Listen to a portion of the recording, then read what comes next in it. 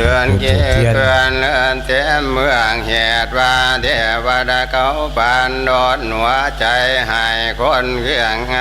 เกียดบางเบียดใจผู้มีจักหนีไปบวชสร้างพระโนดเป็นเพียรสวม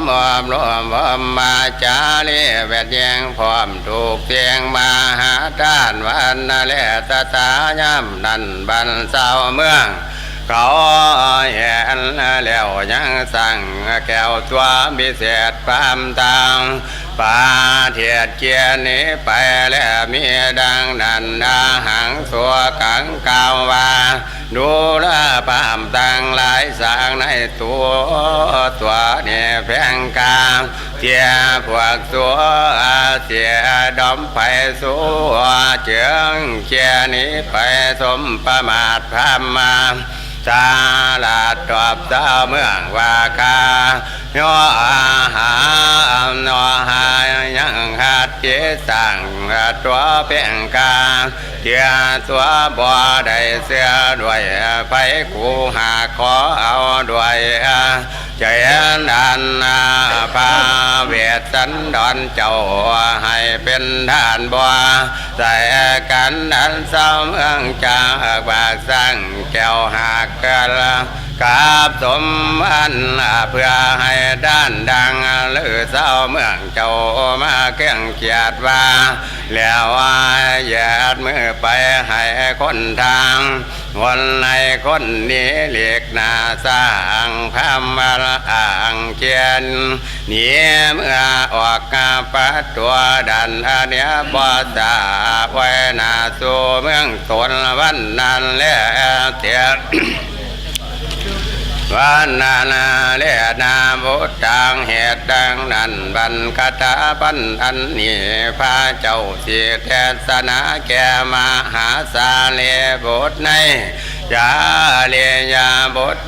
กาอาจันเจ้ายกออกมาเทศนาใครไว้ในตังจาตังกายานาวาปาญาเวสันดลพันแหวให้สั่งแก้วเป็นท่านแลมีดังนั้นบันเดวดาเขาบันดลหัวใจแห่งคนทางหลายไม่มีเท่าพาญาเสนาปุณเทียเสียดินพาเทียแลด้วยกาคนกาของบัวธนุหันในหาเทียอัศสาจันสั่งมาจรแก้วกาลาสาหลอดบันดาจรเขียงเขียดพร้อมกันเมื่อสังเสียดนาพายาสีส้นไสวาเทวากาเดปายุเดือหัวเป็นเจ้าลูกมหาราชเจ้าพายาเวทสันดรเหตุดังพาเลือพาเดชดังเลือพาผู้ร้อนเจืองให้ท่านสร้างแก้วอันในแล้วดังคำปัตนาเป็นเทียสากาลาบูชาแก่พุงขาเป็นสังกาสังนาเป็นสังสันตัวองค์อาจเป็นดังเขาเป็นดังเขาไกลลาดงางอนงามเขาสังความบ่มีกาศึกจากใดจากก็ได้เหตุใดปัญญาเบียดสันตาลาแก่นใดจึงเอาสั่งแก้วให้เป็นด้านของควรกันมีบากเสือผ่าหลากงานหน้าเงินคำมาตาแสนเสียงมวงแก้วมุกแก้วเสียงอาหารดังเขาสันและเขาเปียกกามีบ่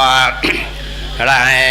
ควรจะไก่ด้านไปดังเลือและจากมาให้สร้างตัวมงคลลาเป็นท่านดังนี้เสือว่าก็ทำของวินาศแก่สิบีก็กาหน้าบาราชเจ้าจงใส่บรรทาสานิยากรรมธรรมโดดแก่ลูกมาหาราชเจ้า โดยพาโดยพาลันถาพาจอมดันบอกาทำตำโทนภัยฝ่าโสดตัวทั้งเมืองเขามีความเกินเคียงทุกตัวหนาจังขามาลาดเจ้าทั้งตัวลูกเต่าบ่อสองกาก่อกาและแสนใส่เสียนใส่โยเพื่อนั่นบรรพาญาบ่อลมมาสีส้นใส่พาตนก่อให้ได้ฟังคำอาศัพต่อแห่งเศร้าเมืองฟ้าบนเนื่องห่อนไม่เคลื่อนว่าเขาจักขาลูกตนตายพาสมใสแหล่งลาเจ้ายอดป่าตอบว่าเจ้าเมืองว่าดูลาเจ้าทั้งหลายปานุนาเจ้าทั้งหลายสุยาไม่เพื่อจักกาเจ้ายอดฝ่าปาญาเบียดสันดอนดันเกิดแต่ผู้ทอนแห่งเฮาพาบาทนาแม้นว่าเมืองจักเวียนาดกว่าบ่อาจจักขาได้แท้ดีลิพาว่าเหตุนาลูกผู้บ่มีความผิดดังเลือและจักขาเสียด้วยอาบวชหมายอนุนหอกดาบผู้บ่อาจจักกาทำอันเป็นบาปใส่ตนตัวและหน้าทางสุดตาว่าเบื่อนั้นบรรดาชาวสีพี่ได้ฟังการจานนาการดีแห่งบ่เหลี่ยมมาดาดกองอามาตกับทุนสารวานเทว่าขาเดียพาผู้บันแก่นเงาลูกป่าลาชเจ้าบ่ควรขาด้วยสัตตาอาวุธด้วยที่สุดแท้ผู้ผูกมัดก็บ่ควรแล้วควรแต่กับนี้ให้ไปอยู่กิเลมงกฎเปลี่ยนดาบทตามปาเวนีติดนันตอมอ่อนเท่าพายาก็ความผิดก็ความผิดควรแท้คนแท้ก็กาแลสุตตาวาลาซาพายาสีส้นใส่ได้ฟังแล้วพาทนแก้วจึงตอบแก่เจ้าเมืองด้วยคำว่าตัวมาเหียอันว่าสู่ทานทั้งหลายมีความมงไปเพียงข้ามีกูก็ยินดีจะกลับให้สู้ได้ตามป่าความผาสงความว่าด้วยมีแท้ขอให้ลูกผู้เจ้าฝ่าเวทสันดอนยอปานาก่อนเสียงละเทหงเศร้าสู่เศร้าเจ้าจึงกลับนี้ให้พาผู้มีสองสอนต่อไปหลังจากที่อันนี้จบแล้วต่อไปนี้ว่าบ้านกันซีครับบ้านว่างบ่ประมาณเขียนอากาศเดียก่อนเถิดนาคันละเศร้าเมืองมนมอบให้ต่อความขาบไหวสาธุการทำคำพาองค์อาการขอไหวพาบัดใดให้นี้ไปแล้วเสียนไสโยพาสนไสก่อเทียลาดพาบัด